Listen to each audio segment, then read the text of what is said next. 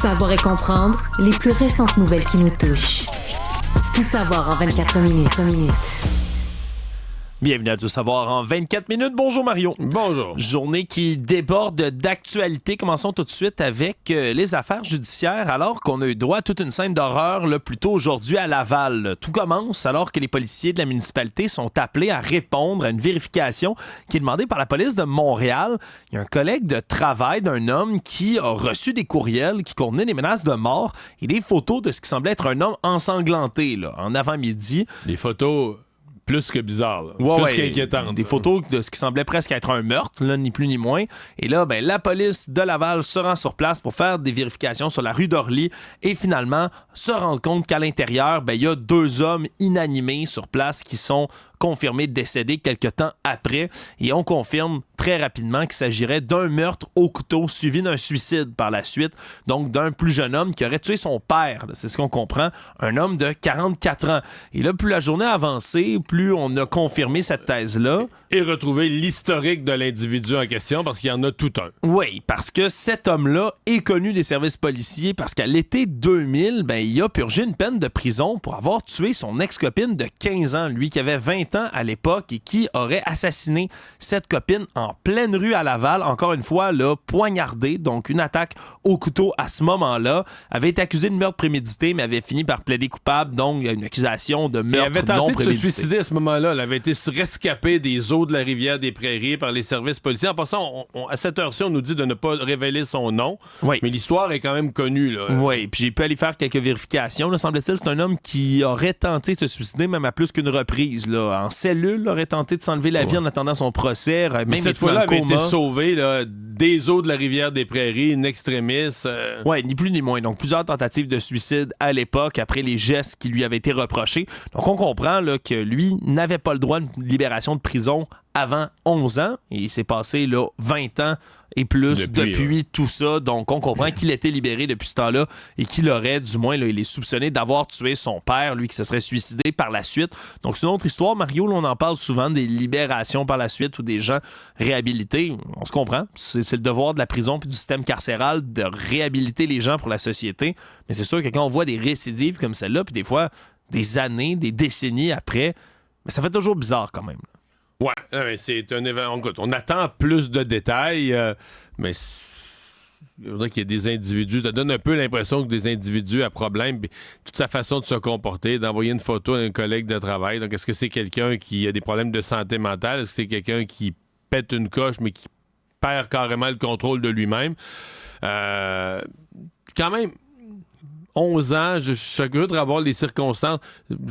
Comment tu peux faire aussi peu de prison quand t'as poignardé une fille de 15 ans en pleine rue? Qui était à l'époque, de ce qu'on comprend, son amoureuse, mais c'était une mineure. Son amoureuse ou son ex, ouais. Mais tu dis, OK, c'est 11 ans, il n'y a pas de meurtre. Comment tu peux avoir si peu de prison? C'est des mystères, des fois, de notre justice. Peut-être qu'on va le comprendre quand on va avoir plus de détails. Actualité.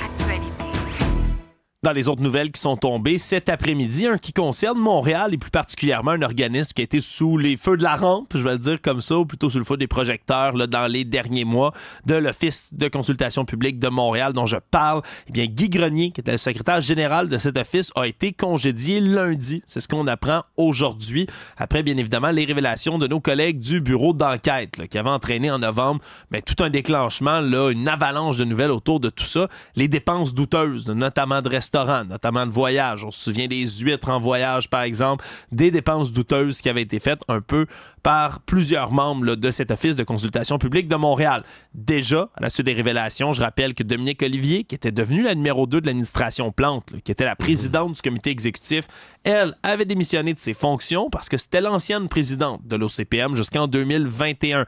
La présidente actuelle de l'OCPM, Isabelle Beaulieu, a été congédiée, elle aussi, par le conseil municipal. Par le vote du conseil, oui, pas rien. Ni plus ni moins, donc pour faute grave. À ce moment-là, les gens avaient pensé, mais pourquoi ils congédient pas Guy Grenier en même temps? Et la mairesse l'avait expliqué, c'est parce que pas de même, ça marche.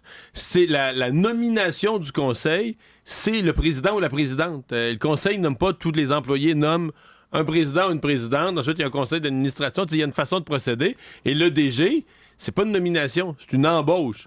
Donc là, probablement, je suppose, on a nommé en décembre un nouveau président. Lui a eu une première réunion du conseil. La question du DG a dû venir. Tu sais, moi, j'ai pas l'information, mais j'y vais par la logique. La question du DG a dû venir à l'ordre du jour. Et donc, cet après-midi, on nous annonce qu'elle a été réglée. Oui, c'est réglé après les pressions aussi, Mario, parce que et la mairesse Plante et la ministre des Affaires municipales, André Laforêt, avaient mis de la pression. Là. Il avait incité Guy Grenier à quitter ses fonctions, mais il s'accrochait depuis ce temps-là. Ouais, mais... J'imagine la tristesse de mon collègue du matin, Benoît Dutrisac, qui aime tellement un fan de M. Grenier. Oui, ben là, il va être déçu. Il va manquer de sujet le matin. Ouais. Non, mais c'est fou quand même, je fais des farces, mais que cette histoire-là, qui date de quoi quand même? Plus que 2 mois, continue à générer des retombées. Mettons, dans les 4-5 derniers jours, là, je te donne des nouvelles, au moins 3 grosses nouvelles qui émanent de ça. Ouais. Dominique Olivier qui poursuit tous les médias de Québécois, considère que ses soupers et tout ça, ça a été traité injustement en ondes et à l'écrit. La Ville de Montréal qui revoit l'ensemble de ses pratiques de remboursement des dépenses de vin et alcool. On se serre la ceinture, hein? On veut plus que ça ressorte des médias. Au point même où même des dépenses qui étaient déjà faites, les gens sont venus les rembourser a posteriori pour corriger les factures du passé. Et troisièmement, aujourd'hui, le congédiement de Guy Grenier, cette histoire-là de l'Office de consultation publique de Montréal, dans un organisme pas si gros, une histoire de notre bureau d'enquête, mais qui n'en finit plus d'avoir de nouvelles retombées.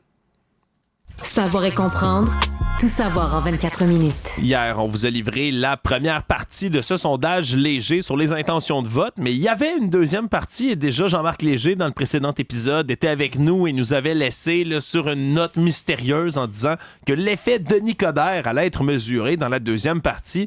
Mais voilà que c'est chose faite, c'est ce qu'on a appris aujourd'hui. Et l'arrivée de Denis Coderre à la tête du Parti libéral du Québec, selon le sondage léger, mais ce serait une bonne chose pour le parti, alors qu'en ce moment, les appuis qu'on donnerait au PLQ sous Marc Tanguay, qui est le chef intérimaire en ce moment, ils sont à peu près à 12 %. Sous Denis Coderre, selon le sondage, 21 % d'appui auquel on montrait. Là, si c'était M. Coderre qui en viendrait à devenir... Là, à 2 points seulement de la CAQ. Donc on revient, le Parti libéral, tout à coup, revient dans la course. Là. Oui, exactement, se resituerait dans une course, puis ce serait même là, le plus haut total là, depuis décembre 2020. Là. Depuis ce temps-là, on chute dans les sondages, là, dans les intentions de vote du côté du Parti libéral du Québec, sous Denis Coderre, du moins selon les intentions du sondage, mais on remonterait, là, justement, ce serait la remontée. Par contre, du côté de M. Léger, on avertit quand même que tout ça, là, c'est les intentions avant même que M. Coderre confirme qu'il se présente à briguer la chefferie. Il faudrait que ça passe quand même le test après ça des électeurs terrain. On se comprend que là, c'est un peu plus la partie facile pour Denis Coderre, dans le sens qu'il n'est pas dans l'arène encore et qu'il n'est pas vraiment attaqué. Puis il n'y a pas vraiment de véritable adversaire. Il n'y a personne qui s'est confirmé officiellement. Qui se présente contre lui.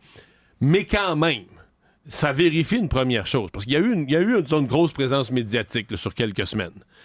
Puis t'aurais pu voir, comme on dit, que c'est comme du coke flat. Il se passe rien. Il n'y a pas de bulle, il n'y a rien. Puis là, t'aurais dit, bon, mais là, Denis Coderre, tu comprends, ça passe. L'électrocardiogramme, ça passe. Le monde regarde passer ça. Bzzz, et ce n'est pas le cas. Là. Je veux dire, Denis Coderre génère des réactions, de l'intérêt. Ce qui m'a frappé aujourd'hui, tu sais, au départ, sa candidature a été snobée par le caucus. Mais là, aujourd'hui, arrive un sondage. Et je vais te dire une affaire. Le caucus libéral est encore... C'est à un cheveu, à un poil que je te dise qu'ils reçoivent ça comme une mauvaise nouvelle. Oui, parce qu'en plus, dans les derniers jours, on se souviendra du rire de Marois Risky, entre autres. Mais là, qui est derrière Denis Coderre dans le sondage. Là. Oui, exactement. Là, on riait qui est un vieux fini ou avec un bilan à la ville un peu loufoque. Mais il faut rappeler quand même, Mme Risky ne veut pas se présenter. Elle l'a déjà dit. C'est pas dans ses intentions. Peut-être que c'est pour ça qu'il y a des gens qui l'ont pas choisi. Quand tu dis que tu y vas pas, ben probablement que les gens vont moins cocher ton nom ou dire ton nom au sondeur. On se comprend, mais l'attitude générale, puis comment ça a été reçu un peu comme une blague maintenant que Aujourd'hui, tous les députés libéraux disent oui, c'est intéressant pour il n'y en a pas un qui dit c'est une bonne nouvelle. Il dit c'est intéressant pour la course et tous ceux que j'ai entendus, j'ai pas entendu tous les points de presse, je suis pas à l'Assemblée nationale, mais tous ceux que j'ai entendus qui ont été diffusés à LCN, tous finissaient en disant oui, bien là, il y aura d'autres candidats là. Ah, c'est bon, ça crée un intérêt. Mais là, il y aura d'autres candidats. Et tu dis OK, quand ils commandent Denis Coderre, ils se sentent obligé d'insister sur le fait qu'il y aura d'autres candidats. Il y a clairement un fossé. Les positions de Denis Coderre sont pas celles du caucus. Les gens du caucus ne semblent pas apprécier la candidature de Denis Coderre, sauf que pour l'instant, là, le caucus, là, il se passe rien. Là, le parti est mort sous leur direction et leurs actions. Puis tout à coup, avec un seul individu, Denis Coderre, il se passe quelque chose. Je sais pas où ça va mener tout ça, mais c'est intéressant à suivre. Oui, puis penses-tu qu'en ce moment, là, au Parti libéral, on est en train d'éplucher le bottin au grand complet des candidats potentiels? C'est comme, s'il vous plaît, parce que le seul autre qui est pressenti, c'est Frédéric Beauchemin, puis selon le sondage léger... Il fait pas le poids du tout. Il fait pas le poids du tout. Il obtiendrait moins d'appui qu'en ce moment, là, le parti. Là, pas sous Denis Coderre, en ce moment, comment il se présente, là, donc sous Marc Tanguay en chef intérimaire. Le seul autre nom qui n'a pas, à ma connaissance, là, dit un non à cette candidature aussi définitif et clair que Marois Risky et Marc Tanguay, et qui arrive avec un pourcentage dans le sondage, c'est Antoine Dion Charest. Oui. Le fils de Jean Charest. Ça, c'est le seul nom. J'ai pas en tête son propos exact. Je sais qu'il a dit qu'il voulait pas se présenter, que c'était trop tôt pour lui. Mais ma perception, c'est qu'il n'a pas fermé la porte d'une façon... Mettons, Marois Risky, là, c'est clair. Elle est enceinte, elle n'est pas là-dedans pantoute, elle n'est pas là du tout. Marc Tanguay a dit, moi, je reste comme chef intérimaire, donc je me présente pas à la chefferie. Est-ce qu'Antoine Dion Charest pourrait y aller? Parce qu'à mon avis, si c'est juste Frédéric Beauchemin puis Denis Coderre, même pour nous, les médias, il n'y a même pas lieu d'appeler ça une course. Là. C'est le moment d'appeler François Lambert, Mario? Comme chef libéral? Ben, rendu là. Il se présente pas à la mairie de Montréal? Mais non, finalement, c'était pas sérieux, finalement. Je sais pas. Es-tu libéral? J'en doute. Faudrait lui demander. Ouais. Tout savoir en 24 minutes. Sur la scène fédérale maintenant, le chef conservateur Pierre Poilievre a pris position plus officiellement pour la première fois là, sur l'histoire, là, si on veut, là, des enfants transgenres. Tout ce dossier qui fait beaucoup de tabac depuis, entre autres, que la première ministre conservatrice de l'Alberta, Danielle Smith, a annoncé la semaine dernière qu'elle veut interdire les inhibiteurs de puberté, entre autres, qui sont utilisés pour faire des transitions de genre chez les jeunes, donc de l'hormonothérapie, pour tous ceux qui ont 15 ans et moins, puis qui n'ont pas encore amorcé des traitements en tant que tels. Mais là, Pierre Poilievre va plus loin que Danielle Smith. Oui, lui est contre l'utilisateur de puberté tout court chez les enfants, puis lui... Moi, j'ai vu 18 ans et moins, non pas 15 ans et moins, mais carrément 18 ans. Il a parlé de décision d'adultes prise par des adultes. Là. Lui, c'est ce qu'il affirme comme ça. Là. Donc, je ne sais pas si le 18 ans a été nommé directement par M. Poilievre. Mais peut-être que tu as raison. Peut-être que c'est un journaliste qui a interprété adulte comme étant 18 ans. Voilà. Ben, il dit que c'est la liberté. Puis il a réitéré quand même la liberté des adultes à prendre des décisions à propos de leur propre corps. Mais c'est une véritable première fois quand même là, pour M. Poilievre qui habituellement, là, si on veut, serpente entre ces discussions-là et entre les questions qu'on lui pose en disant, ben, c'est le choix des parents de faire ce qu'ils veulent avec leurs enfants, puis tout ça, ben, on respecte la condition parentale puis l'autorité parentale. Là, cette fois-ci, c'est différent la position qu'il prend. Là. Puis il n'a pas tardé à se faire critiquer, bien évidemment, par Justin Trudeau, le premier ministre, et par son parti là, par la suite. C'est quand même un premier pied dans l'eau, si on veut, là, pour Pierre Poilievre, qui évitait les questions qui ont souvent... C'est ça, pour moi, la clé. Là. Ouais. C'est qu'il avait évité ces questions-là, et même jusqu'à hier. Hier, je l'ai reçu à LCN et TVA, et il voulait pas l'affaire de Danielle Smith. Il disait c'est c'est une affaire d'une province, dans les pouvoirs d'une province, elle fait ses affaires, moi je suis ailleurs, moi je m'occupe de coûts de la vie ou de criminalité, des choses fédérales, je m'occupe pas de ça. Ouais. Et aujourd'hui, je comprends qu'il a été bombardé de questions par les journalistes et est allé une coche, puis en fait, a mis le pied, comme tu le dis, sur un terrain où hier encore, il promettait de pas mettre le pied. Par contre, je ne pense pas... Par exemple, les conservateurs se sont fait prendre sur la question de l'avortement parce qu'il y a un fort consensus social et là, ils étaient... Je pense pas qu'il y a le même consensus social, par exemple, sur la question des transgenres. Je pense que pour beaucoup de gens, c'est flou. Moi, j'aime pas tellement que la politique se mêle de ça. J'aimerais mieux qu'on laisse ça au corps médical ou à des gens qui sont des experts en la matière et qui suivent les dossiers un à un, l'individu qui regarde des dossiers au cas par cas. Mais je pense pas qu'il y a un consensus. Quand on dit les gens qui sont à l'autre extrême, puis qui disent, ben là, les enfants, sans le consentement des parents, devraient pouvoir changer de sexe à 14 ans. Oui, il y a un malaise beaucoup plus perceptible. Oui, puis il y a surtout une littérature internationale qui se développe, en Grande-Bretagne, entre autres, sur beaucoup de cas de gens qui arrivent plus tard à l'âge adulte et qui regrettent ce qu'ils ont fait à l'adolescence. Là. Oui. Et qui veulent revenir. Et là, c'est des chirurgies énormes pour revenir en arrière et tout ça. Fait que je pense que c'est un sujet où l'opinion publique, c'est pas comme l'avortement. Oui. Mais je pense quand même qu'ils devraient pas se mêler de ça. En même temps, on a bien senti Justin Trudeau qui s'en est mêlé hier. Justin Trudeau qui veut amener clairement Pierre Poilievre sur ce terrain-là. Oui, puis les libéraux qui ne cessent d'utiliser aussi les dernières décisions de Mme Danielle Smith en Alberta pour réattaquer encore et toujours le mouvement conservateur. Donc, on a mis un pied dans l'eau du côté de Pierre Poilievre, mais après ça, ce sera à voir. Est-ce qu'aux prochaines élections, est-ce que d'ici les prochaines élections, c'est un terrain sur lequel il va trouver glissant, là, finalement, mais ça reste à voir. Tout savoir en 24 minutes. Aujourd'hui, les éducateurs et éducatrices spécialisés sont sortis pour dénoncer le fait qu'ils n'ont pas été consultés, du moins en grande majorité non consultés, par le plan de rattrapage scolaire du ministre de l'Éducation, Bernard Drinville. On se souviendra, on a annoncé au début janvier 300 millions de dollars, 500 000 élèves qui vont pouvoir bénéficier de tutorat spécialisé. Et alors qu'on dit que pour l'instant, 91% des écoles québécoises vont offrir au moins une aide supplémentaire, on cherche encore des gens. Et le président de la Fédération du personnel de soutien scolaire, Éric Pronovo, est sorti aujourd'hui pour expliquer que selon un sondage interne, c'est 65% de ses membres qui n'ont pas été consultés du tout par leur direction d'école pour venir prêter main forte dans le plan de rattrapage scolaire. Sur ces personnes-là, il y en a 4 sur 10 qui se disaient prêts à participer, mais qu'on n'a jamais interpellé. Alors là, ça se pose la question, même si on dit que le plan pour l'instant va bien, qu'on est capable d'avoir une certaine offre. Sur le terrain, les échos sont un peu différents dans le milieu scolaire. Mais ça participe de quelque chose, parce que les personnels de soutien sont aussi frustrés là, du règlement, des conventions collectives, des avantages. J'ai eu beaucoup de commentaires de colère, des avantages qui ont été consentis aux enseignants. Tu sais, les enseignants ont tout gagné là, dans la négociation. Ils disent que non, puis la FAE donne la composition de la classe, mais il reste que dans cette négociation, les enseignants ont beaucoup gagné. Et ils ont gagné aussi que toute l'école devienne enseignant-centriste. On dit, le système hospitalier est trop centré sur les docteurs. Oh. Je comprends que les enseignants sont au cœur là, de l'école. Mais c'est comme s'ils ont tout ramassé, tout l'intérêt des directions d'école du ministre, c'est les profs. On a peur que les profs soient pas de bonne humeur. On a peur que les profs se trouvent pas assez payés, soient pas assez contents. Et le reste du personnel qui travaille dans les écoles, sincèrement, est vraiment frustré. Puis là, t'en ajoutes une couche, OK, il y a un plan. Et c'est très payant, là, hein? Très payant. D'aller faire le rattrapage? Le rattrapage est payé à 92 $ de l'heure. Pour ceux qui sont au maximum de l'échelon, ce que je comprends, il est payé à 92 $ de l'heure. Mais c'est pas de l'heure d'enseignement. C'est que tu peux être payé 92 $ de l'heure, mais tu vas enseigner, vas juste donner, mettons, 45 minutes parce que l'autre 15, on te le laisse pour de la préparation. Oui. Fait que si tu enseignes, tu donnes 1h30 là, de tutorat, tu vas être payé pour 2, là. Fait que là, tu comprends que ça revient, si tu le calcules en termes réels, tu arrives en haut de 100 $ de l'heure. Donc, non, je te dis, je ne sais pas comment ça se vit sur le terrain, est-ce qu'il y a des tensions dans les écoles, mais c'est évident qu'il y a un sentiment des autres corps d'emploi que les profs ont tout ramassé. Là. Actualité.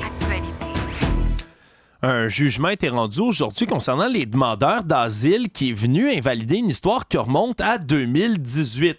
À l'époque, le gouvernement Couillard avait demandé à la Cour d'appel là, d'exclure, plutôt la Cour normale, pardonnez-moi, les demandeurs d'asile du programme d'accès aux services de garde subventionnés parce que selon la loi sur les services de garde éducatifs à l'enfance, les personnes qui sont admissibles aux garderies subventionnées, c'est des personnes qui séjournent au Québec principalement afin d'y travailler, ce qui n'est pas une catégorie dans laquelle rentrent les demandeurs d'asile. Eh bien, aujourd'hui, c'est un jugement unanime qui est tombé de la Cour d'appel qui conclut que la décision du gouvernement Couillard était discriminatoire à l'égard des femmes, portait atteinte au droit à l'égalité qui est protégé par l'article 15 de la Charte canadienne des droits et libertés de la personne. On vient donc confirmer que les demandeurs d'asile, plus particulièrement, on se comprend, les demandeuses d'asile, vont pouvoir envoyer leurs enfants dans les garderies subventionnées. Là, je rappelle le prix, c'est 8,85 $ par jour dans les garderies. Non, parce que c'est les contribuables qui payent l'autre 50$ là, de ce que ça coûte. C'est ce qu'on comprend autour de tout ça. Évidemment, bonne nouvelle pour les demanderesses d'asile qui arrivent au pays, mais de l'autre côté, c'est certain que, alors qu'on parle d'un problème de demandeurs d'asile trop nombreux, de la facture que ça coûte... D'un manque de place en garderie. D'un manque de place en garderie. Parce que là, on comprend que tu as des travailleuses qui payent des impôts au Québec qui n'auront pas de place, là. Oui. Fait que c'est... autant on est, tu sais, parce que l'accueil pour moi là, des demandeurs d'asile, j'ai toujours dit faut pas économiser là-dessus, faut pas être mesquin là-dessus. Donc les demandeurs d'asile arrivent, ils ont des enfants, il faut leur une place à l'école. On est une société riche, les enfants, il faut que ça aille à l'école. C'est la base d'un enfant doit aller à l'école. Bon, l'aide de dernier recours. On dit pendant qu'ils n'ont pas le droit de travailler, mais là, il faut bien qu'ils puissent aller faire l'épicerie. Puis là, ils s'inscrivent tout de suite à l'aide sociale. Le jour 1, ils ont l'aide de dernier recours. Il reste que c'est quand même quelque chose, là. C'est les contribuables d'un pays accueillent une nouvelle personne qui n'est pas un immigrant reçu, qui est juste un demandeur d'asile, qui est peut-être un faux demandeur d'asile, parce que il y en a plus de la moitié qui sont renvoyés ou qui sont jamais... Mais en attendant la décision, on donne accès à l'aide sociale. Après ça, ben là, évidemment, s'ils sont malades, le système de santé, le fédéral, je pense, en rembourse une partie ou la totalité. Mais puis, l'hébergement, on s'assure de l'hébergement. Les premières nuits, c'est à l'hôtel. Mais là, la garderie, la décision du gouvernement Couillard, c'est pas un parti qui était anti-immigration, au contraire, mais c'est de dire, ouais, mais là, ils peuvent pas travailler. Ils n'ont pas le droit de travailler. Est-ce qu'on leur donne une place, tu comprends? Est-ce qu'on leur donne une place, surtout dans un contexte où on manque déjà de place en garderie pour ceux qui travaillent? Oui, parce que c'est quand même là le nerf de la guerre, on s'entend. Ouais, là, tu dis, OK, le Canada, on est vraiment basé sur des principes, peut-être des beaux principes, mais sur le plan du pratico-pratique. Puis, c'est toujours le danger, tu comprends? On veut garder une ouverture d'esprit par rapport à tout ce qui est immigration. Mais plus tu frustres les gens, c'est sûr qu'il y a des gens qui attendent une place en garderie qui vont dire, mais c'est ça. Moi, j'en ai pas parce que c'est demandeurs d'asile qui ont pris ma place. Donc c'est une décision aujourd'hui qui m'a fait sursauter dans le contexte présent. Économie. Dans le contexte économique actuel, on est habitué de voir quelques fleurons québécois, entreprises d'ici, hisser pavillon devant le contexte économique. Mais là, maintenant, c'est le tour d'Énergie Cardio qui se met sous la protection de la loi sur la faillite et l'insolvabilité. Depuis la semaine dernière, apprend-on aujourd'hui, en raison d'une dette d'1,6 million de dollars. Alors, les deux propriétaires, en ce moment, Claire Tremblay et Evelyne Canapé, qui ont envoyé un communiqué aujourd'hui en disant avoir le cœur gros, particulièrement pour les employés et les membres de leurs 21 centres d'entraînement partout au Québec. Mais elle essaie quand même de sauver l'entreprise. Elle déclare pas faillite. On comprend que c'est fragile, mais il y a un plan de restructuration. Quand tu te mets sous la loi de la protection, tu te protèges de tes créanciers, mais généralement, c'est pour essayer d'opérer un plan de relance, restructuration. Oui, et pour l'instant, c'est 2 gyms seulement qui ferment là, sur les 21. C'est celui de Boucherville, celui de la Place Versailles également à Montréal. Et là, sur les 19 succursales qui vont rester, il y en a 14 qui appartiennent à des franchisés un peu partout. Et là, on va voir ce qu'on va pouvoir faire pour être capable de gérer le reste de tout ça. On va couper des emplois au siège social, on coupe les dépenses. Oui, exactement. Il y a des licenciements qui ont été annoncés un peu partout. Et on a même reçu à l'épisode de Yasmine Abdel-Fadel, notre collègue, plutôt aujourd'hui, José Lavigueur, qui a été là, longtemps la porte-parole de l'entreprise, qui a reçu la nouvelle vraiment comme un coup de massue. C'est dit, elle aussi, là, particulièrement triste, inquiète là, pour ces dizaines de collègues qui sont encore dans ce milieu-là. Bref, une nouvelle quand même qui a l'effet d'un coup au visage. On imagine facilement la tempête parfaite. Pendant la pandémie, tu as une baisse des revenus. Pour t'en sortir, t'empruntes, tu t'endettes, puis tu sors de la pandémie, il arrive quoi? Hausse de l'inflation, explosion des taux d'intérêt. Donc là, l'intérêt que tu payes sur la dette que tu as accumulée est beau. Parce que quand tu l'as accumulé, l'intérêt, le taux directeur était à 0,5. Fait que tu avais quand même des taux avantageux pour emprunter. Mais là, tes paiements, mois après mois, deviennent de plus en plus lourds. Le Monde. Le secrétaire général de l'ONU, Antonio Guterres, aujourd'hui est allé de son discours devant l'Assemblée générale de l'ONU, comme il le fait chaque année, pour parler des priorités, selon lui, pour l'organisation onusienne. Et aujourd'hui, c'était glauque, Mario, c'était glauque le discours que M. Guterres a emprunté. M. Guterres n'annonce pas, à chaque fois qu'il prend la parole, la fin du monde, il me semble que oui. Ouais, là, il parle du monde qui entre dans une ère de chaos, Mario, en nommant, entre autres, il a été très critique. Le chaos? Ouais, du Conseil de sécurité de l'ONU, qui est censé être quand même l'organisme qui préserve la paix dans le monde, du moins sur papier. Le problème, on le sait, il y a 5 membres sur le Conseil de sécurité de l'ONU qui ont un siège permanent et un veto sur toutes les décisions qui peuvent être prises. Là-dedans, on a qui? La Russie, la Chine, les États-Unis, la France et la Grande-Bretagne, des pays qui, bien évidemment, ont beaucoup de difficultés à s'entendre. Mais si Trump est élu, ce qui se passe, c'est que les démocraties vont être en minorité. Pas vrai. Ouais, c'est l'allié des dictateurs, là, l'allié de Poutine. Puis de... Ça peut effectivement être assez inquiétant. Merci, on comprend l'inquiétude de M. Guterres. Puis on a eu un bel exemple aussi aujourd'hui. Là, je vais transposer ça à la politique américaine, du chaos ambiant qui règne. Ça fait depuis le début de l'ère Joe Biden que les républicains critiquent sa gestion de la frontière au sud des États-Unis puis l'entrée de migrants. Bien, aujourd'hui, on votait du côté du Sénat américain sur un projet de 118 milliards de dollars. Projet bipartisan proposé par les républicains eux-mêmes pour être capable de faire de la gestion de la frontière. Mais comme Donald Trump refuse de voir ce projet-là accoucher en disant « c'est un projet qui va nous mettre le blâme sur le dos parce que Biden va se prendre tout le mérite », oui, ça arrive sous son administration, ben, il a invité les républicains à voter non et le projet est mort dans l'œuf aujourd'hui. Résumer l'actualité en 24 minutes, c'est mission accomplie.